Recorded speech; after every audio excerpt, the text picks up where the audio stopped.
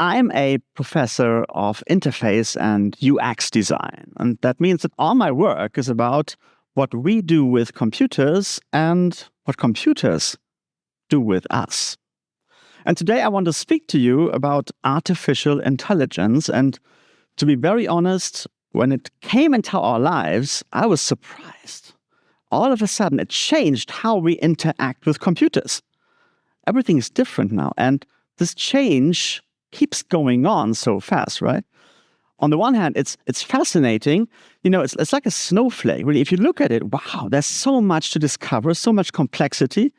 But the change is like a snowstorm, really. You can't see far. And for us as humans, not being able to see what's next doesn't feel good. I think we humans want and need orientation. The question would be, where can we find this orientation in terms of AI in the future? When I prepared this presentation, this quote from Steve Jobs came to my mind. A computer is like a bicycle for the mind. Now, this quote from the 1980s is quite fitting, of course, for the computer of the 1980s. A bicycle does a lot of the work. It makes your movement more efficient, but it also leaves a lot of the work for us, of course, the cycling. And the same was true for computers for a long time, right? We called it working at the computer. Now, with AI, it feels a bit different. You just sit there and it works for you, or you babysit it, basically. So it's a bit different now. So my question would be, do we need a new metaphor? Are computers in the age of AI maybe a bit more like a car for the mind? A car takes away a lot of the work from you. You don't move much inside the car. You just sit there, like today, or in the future, we might sit at the computer. And this might be a problem. Cars are quite popular. You just have to look outside, but they are also quite problematic in a way. So maybe we should take a closer look. And I think it really pays off to take a really close look here, because this is about nothing less than the automation of thinking. And with that, it puts us into a very interesting situation of having to ask, what does it mean to be human? Now, the answer to this question, I think, has to do with a spectrum. At the one extreme of this spectrum, we have Darth Vader. He's a human turned into a machine and unable to survive without the machine part, not what we want. At the other extreme of this spectrum, we have King Louie from the Jungle Book. He's an animal. He's a successful animal. He's the king of the jungle and made it all the way to the top of the animal world, but he's unhappy. You know why? What does he want? He wants to be human. And he also has an interesting idea of how an animal can turn into a human. Do you know? He asks Mowgli how to make fire. The original technology. Technology means that we humans understand nature and then can use it to our advantage.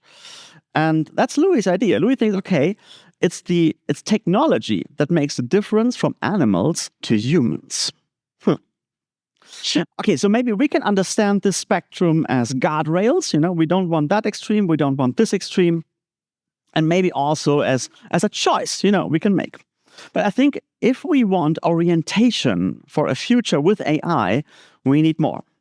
We need something that is kind of independent of the snowstorm. We can't see what's next, so we need something else. And my proposal for you today would be an inner compass. A compass is a great tool because it's independent of most of the things that are going on in the world. It just shows us the direction and gives us a good feeling of being on the right track, even if we can't see far, and even if the direct way is blocked and we have to take a little detour. So my proposal for you today would be that we calibrate an inner compass for a possible future with AI into 4 directions. 4 possible futures that AI could enable. But maybe if we take a second look, these also could be like a little bit like the sirens in the story of Odysseus. Sounds good at first, but if we go there, could be dangerous. So let's take a look at direction number 1. Harmonized relationships. Every relationship comes at a risk. And this is the risk of being heard, of course. Now, AI will happily step in and say, okay, I can be your friend, for example, and replicate basically a human relationship, just simulate it. And I'm sure it would never forget my birthday, of course. Great. But maybe that's not what we want. But even if we don't go all the way to this extreme, maybe AI could help us to manage our human-human relationships a little bit. For example, let's imagine it's our birthday today, and it's your birthday today, and I want to send you a message. How much automation is okay? That's my question. Okay, so imagine I want to text you, and I want to use the spell check on my phone so I don't make a typo. Would that be okay? Okay, fine. What if I use autocomplete? I write happy, it writes birthday. Is that okay? Okay. What about copy and paste? It's somebody else's birthday too, and I copy their happy birthday to your happy birthday. No. Okay. What about the other way around? It's almost okay. And what if I asked my smart AI assistant to send happy birthday to you whenever it's your birthday? Would that be okay? No. Okay. So it's a gray area. It's a spectrum as well. And I think it kind of illustrates that in human relationships, technology can be like a shield. It can protect us from being hurt. But what shields also do is they isolate us. And we can see that pretty good in people who are primarily connected through technology to others, digitally connected. They are lonely. And that is the problem we don't want to run into. We shouldn't forget, actually, that the heaviest punishment in our legal system is isolation. And that's not the future we want. I would suggest let's look into another direction. Something more positive, the end of work. Doesn't that sound great? I mean, we are the generation who will experience this. Future generations will not know what we mean by, oh, thank God it's Friday, because their weekend maybe never ends. Isn't that great? Well, let's take a closer look. When I prepared this talk, I looked at the history of automation, basically. And think about it. This morning, from the moment you woke up until you left the house, how much was automated?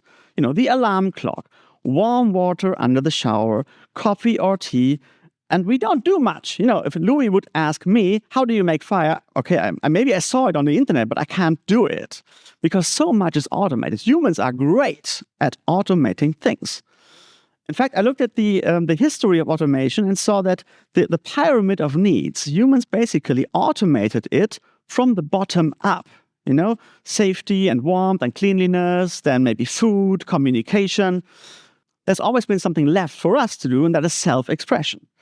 Now, AI kind of offers to help us with that as well. And this could maybe turn into a problem because, of course, as humans, we want our lives to have impact and meaning, and we want it to be us who did that.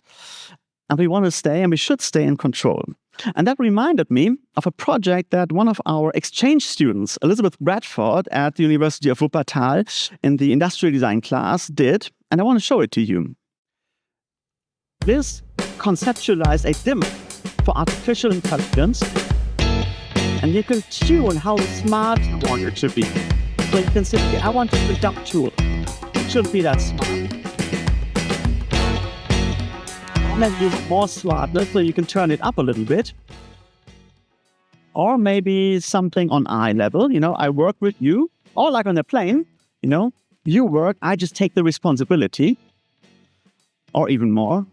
If you want it, you can turn it into a tyrannic boss.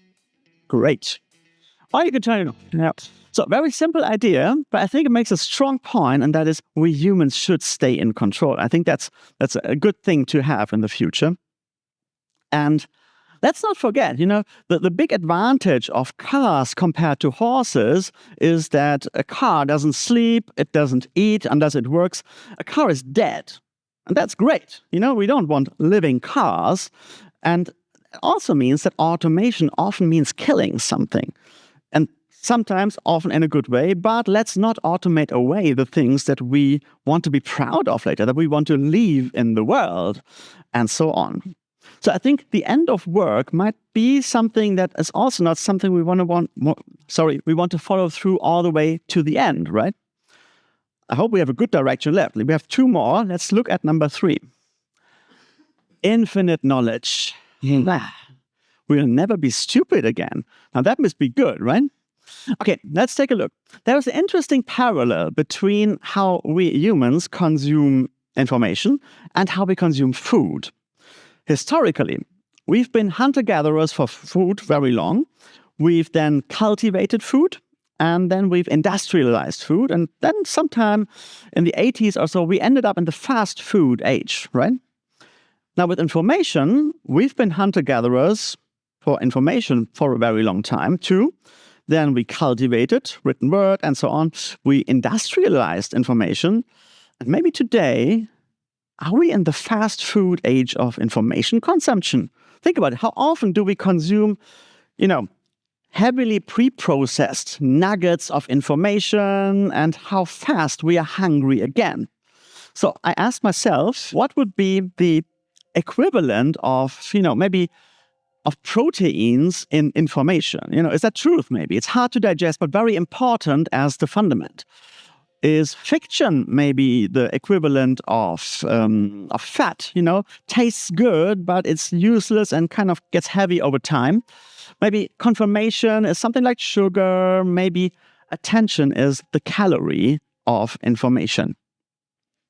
I think it's a good perspective because, with food, we've gotten pretty good at writing on the food the answers to very important questions. And that is where does it come from and what's in it? And if I consume it, what will happen to me?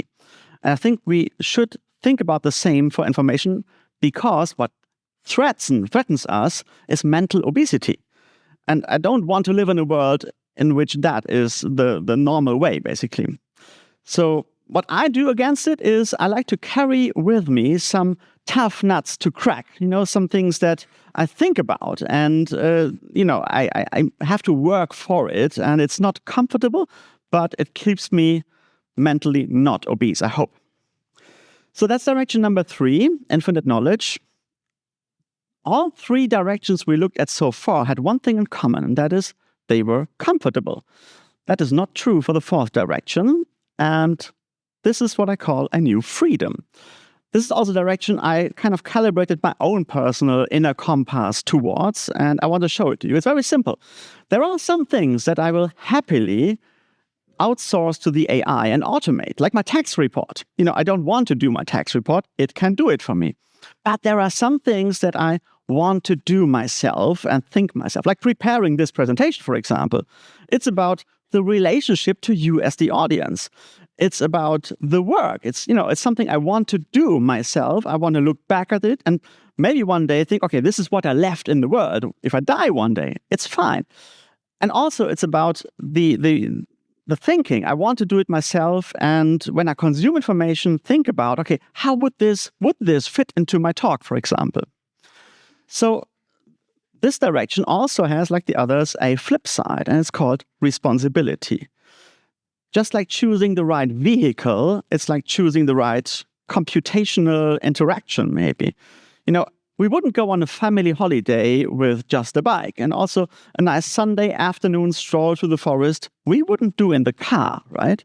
And that's the choice we have to make for thinking now again, as well, I think. So, and that is the 4th direction. It's a choice we have to make consciously, and with that, we kind of complete our inner compass. I don't want to live in a future that is, characterized by isolation or by lives without purpose. We're not here to just watch the ads. We want to do something, and we should do it ourselves. Or by mental obesity. It's a world in which we, actively shape the future, and we do it ourselves. I think that's very important, and we should not outsource that to artificial intelligence. That's something we cannot take for granted. Ironically, this does not happen automatically. We have to do it ourselves. And I think once we know we are heading into the right direction, we can make space for a new feeling, and that's curiosity. Nobody knows what this future will be like, and we should be excited to find out what it is. There is uncharted territory unfolding every day, and I think we can look forward to it. And about the choice, nature or technology, maybe we can have both at the same time, if only we put our greatest hopes into technology and our deepest trust into our nature. Thank you very much. Dankeschön.